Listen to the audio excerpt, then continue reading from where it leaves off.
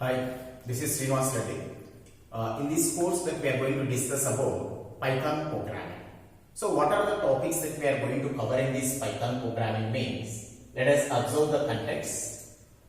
So first we are going to start with the introduction part of this Python programming language. What are the features that we are having? Is how to download and install this Python in our systems. What are the different IDEs that we are having? In that, what is Anaconda? What is the Jupyter Notebook? What is the Spider? What are the different operators that we are having? In that, what are the fundamental data types? Next, typecasting, slicing, how to slice the data. What are the different single dimensional objects like a list, tuple, range, set, frozen set, dictionary, byte arrays. How to work with the modules. What is the importance of the modules in the Python programming language?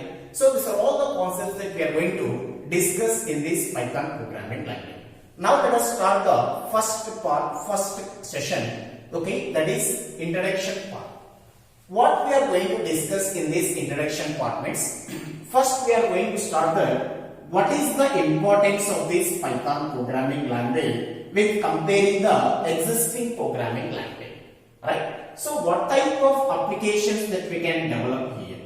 What type of applications that we can develop by using this Python? Why this Python is became this much of popular nowadays? Yes, when compared to the existing programming language, what type of different problems that we can solve by using this Python? And why we are saying this Python is a general purpose programming language. General purpose programming language. So, what are the different interactive interpreted features that we are having here? What is the history of this Python? So, these are all the things that we are going to discuss in this first unit. Right? That is in the first chapter. Right? Let us see.